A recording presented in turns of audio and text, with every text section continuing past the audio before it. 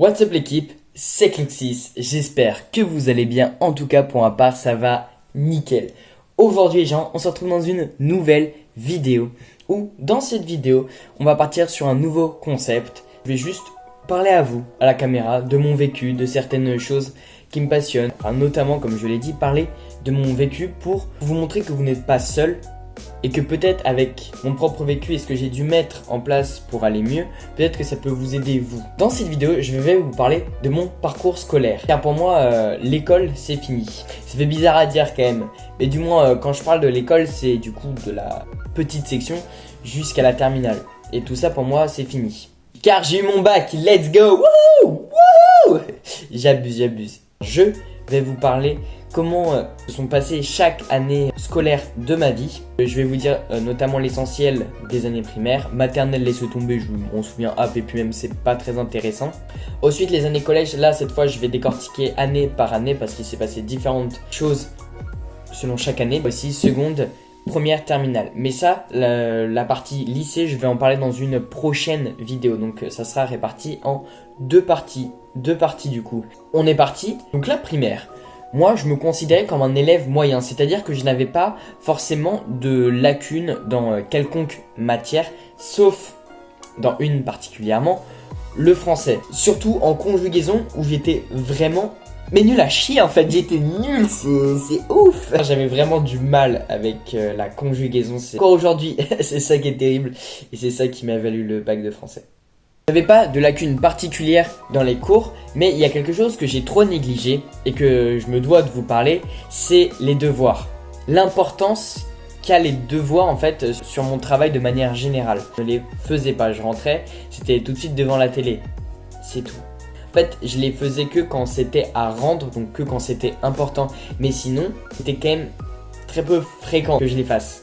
Voilà, enfin du moins de mon souvenir. Car oui, j'ai eu cette chance, enfin si on peut appeler ça une chance de manière indirecte, c'est que ma mère ne vérifiait pas mes devoirs, elle n'était pas tout le temps sur mon dos, et elle me faisait assez confiance sur comment je travaillais. Mais le problème c'est que j'en ai peut-être un peu trop abusé de cela, du coup j'ai beaucoup trop négligé le fait de faire ses devoirs. Aïe, et ça m'a suivi pendant de très longues années, premier degré. Au-delà du primaire, aussi au collège et même en début seconde.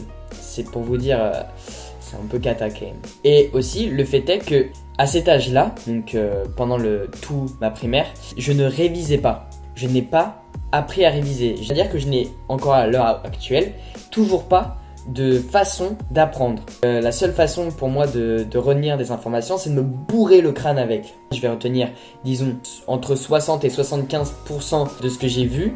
Mais sur le long terme, je vais retenir 10% quoi. 10%, c'est tout. Alors que je me serais bourré le crâne pendant des heures et des heures. Pour vous dire à quel point c'est catastrophique ma façon d'apprendre. Plus sérieusement, pour vos enfants, au pire si vous en avez ou si vous êtes au collège notamment, trouvez une façon d'apprendre pour vraiment essayer de retenir un maximum. Sinon vous allez vraiment galérer pendant toutes vos études. C'est aussi en primaire que j'ai remarqué cette facilité pour moi que j'avais d'être, disons, doué, si je puis dire, dans les domaines artistiques. C'est-à-dire que j'étais vraiment bon, par exemple la poésie, le théâtre, le sport, l'art plastique, tous ces domaines, ces matières artistiques, j'étais doué car pour moi c'était pas vraiment travailler, c'était apprendre en prenant du plaisir et ça c'est le meilleur truc. Je kiffais ça vraiment premier degré. Je remarquais aussi que j'étais plutôt doué en mathématiques. Et oui en fait, vous avez un scientifique en face de vous. Pas du tout. Ça m'a pas suivi pendant bien longtemps. Quand j'étais petit, j'étais bon en mathématiques. Notamment en calcul mental. Je sais pas si on dit en calcul mental ou en calcul mentaux. Corrigez-moi ou pas, sinon je vais me vexer, je vais pleurer. J'avais une certaine rapidité plus importante que mes camarades pour répondre à des multiplications, des divisions, bref. J'avais cette facilité pour moi de répondre facilement à des calculs mentaux. Et je vais vous raconter une anecdote qui s'est passée et qui est importante à souligner sur ce fait que j'étais bon dans les calculs mentaux. Notre prof principal au CM2 avait organisé une sorte de compétition de calcul mental pour savoir qui était le meilleur dans notre classe. Et en plus, c'est une façon assez entre guillemets cool d'apprendre ces tables de multiplication en étant en confrontation, en ayant un petit défi et tout. Surtout qu'à la fin, le gagnant remportait une coupe. Et ça, mais moi dans ma tête, je me suis dit putain, une compétition dans un domaine où je suis bon. Enfin, je pourrais révéler au grand monde que j'ai des talents. Ça se déroulait une fois par semaine, sur environ une dizaine de semaines. Le principe est simple, finir le plus rapidement sa grille de calcul mental en ayant à la fin le moins de fautes et en du coup répondant le plus rapidement possible. Plus tu étais rapide, plus tu étais haut dans le classement. Mais plus tu as d'erreurs, plus tu redescends dans le classement. Et du coup à la fin c'est celui qui a le meilleur temps et le moins de fautes possible. Ce qui était assez chaud entre guillemets avec ces grilles, c'est que plus on avançait dans les semaines, plus les calculs qui étaient mis étaient compliqués. En tout, dans ces dimanches qui s'est passé, je suis arrivé premier 4 fois. Les 4 fois, c'est dont 3 fois les 3 premières semaines où j'arrivais premier le plus rapidement possible et sans faute. Non mais là c'est un gros flex en fait. Ah, je suis un beau gosse ou c'est comment là? Je suis arrivé environ 2-3 fois deuxième, donc ce qui est déjà énorme. Une fois où j'étais plus bas dans le classement, je dirais dans les 7e, et une fois où j'étais absent. Oui, parce que c'était un jour sans doute où j'étais malade, où j'avais un rendez-vous, bref, j'étais absent. Donc quand même ça fait des stats où je pense pas qu'on puisse me battre. À moins que tu arrives 6 fois premier après, mais non, c'est pas arrivé. À chaque fois c'était quelqu'un de différent. Donc avec ces stats d'enfoiré que j'avais, je suis pas arrivé dans le top 3. Je n'étais même pas dans le top 3 final. Enfin, quand ma prof a dit le nom du top 3, donc elle dit le 3e, on applaudit, on dit le 2e, on applaudit, on dit le 1er, là je m'attends à que ce soit mon prénom, vu que quand même, avec ces stats, je suis le monstre. Non, j'avais littéralement envie de pleurer et de me défenestrer. À partir de ce moment-là, j'ai remarqué que la prof ne m'aimait pas, tout simplement. Ben non, mais là, c'était une injustice sans nom, quoi. J'ai encore le seum aujourd'hui. Non mais pas du tout en vrai, je suis pas du tout énervé.